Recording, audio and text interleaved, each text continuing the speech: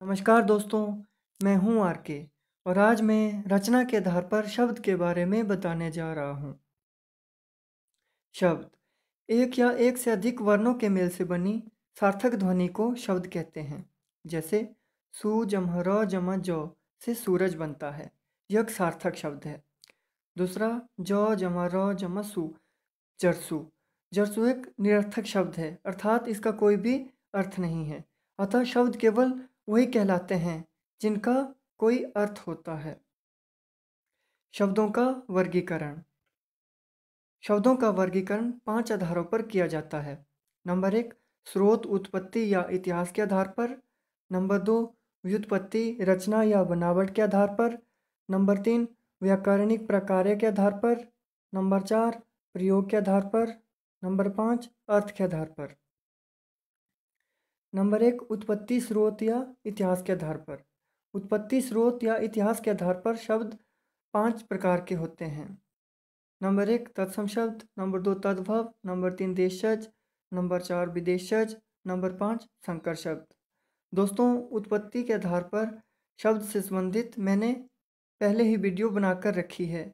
अगर आपने अभी तक उसे नहीं देखा है तो उसे ज़रूर देख लें।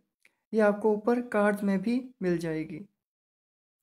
और आज जिसके बारे में हम बात करने जा रहे हैं वो है व्युत्पत्ति, रचना या बनावट के आधार पर शब्द। व्युत्पत्ति, रचना, बनावट के आधार पर शब्द के 3 भेद हैं। नंबर 1 रूढ़ या मूल शब्द। नंबर 2 यौगिक शब्द। नंबर 3 योग रूढ़ शब्द।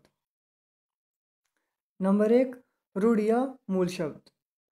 जो शब्द अपने में पूर्ण हो या जो दूसरे शब्दों के योग से न बने हों, अर्थात ऐसे शब्द जो किसी अन्य शब्द की सहायता से ना बने हो, कि अन्य शब्दों के मेल से ना बने हो, क्योंकि ये अपने आप में पूर्ण होते हैं।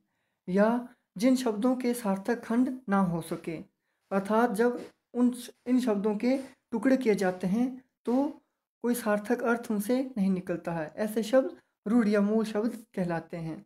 जैसे दिन शब्द के यदि हम खंड करेंगे तो दी और न होंगे, जो निरर्थक खंड है।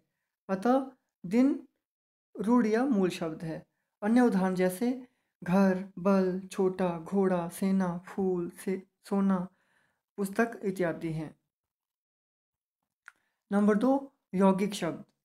यौगिक का अर्थ है मेल से बना हुआ। जो शब्द किसी मूल शब्द में अन्य शब्द या शब्दांश यानी कि उपसर्ग या प्रत्यय लगाने से बनते हैं, यौगिक शब्द कहलाते हैं। जैसे विद्यालय शब्द विद्या और आलय 2 शब्दों के मेल से बना है। दूसरा है विज्ञान, यह वि और ज्ञान के मेल से बना है। वि यहाँ पर शब्दांश है और ज्ञान शब्द है। वि यहाँ पर उपसर्ग है। अगला है सुंदरता। सुंदरता सुंदर और ता के मेल से बना है। सुंदर यहाँ पर शब्द है और ता शब्दांश है, जो कि एक प्रत्यय है। नंबर 3 योग रूढ़ शब्द। जो शब्द यौगिक होते हुए भी किसी एक ही अर्थ में रूढ़ होते हैं, उन्हें योग रूढ़ शब्द कहते हैं। अर्थात ये यौगिक शब्दों की तरह ही 2 या 2 से अधिक शब्दों के मेल से बने हुए होते हैं, किंतु इनका अर्थ केवल किसी विशेष अर्थ में ही रूढ़ रहता है।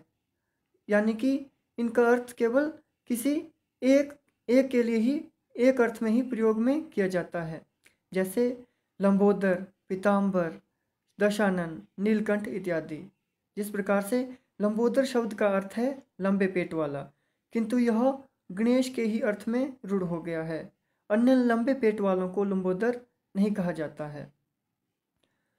तो दोस्तों, ये थी रचना के आधार पर शब्द। अगर आपको वीडियो अच्छी लगी हो तो लाइक, शेयर तथा कमेंट करना ना भूलें। और अगर आप हिंदी भाषा से संबंधित इसी तरह से और वीडियोस देखते रहना चाहते हैं तो चैनल को सब्सक्राइब करना ना भूलें। धन्यवाद।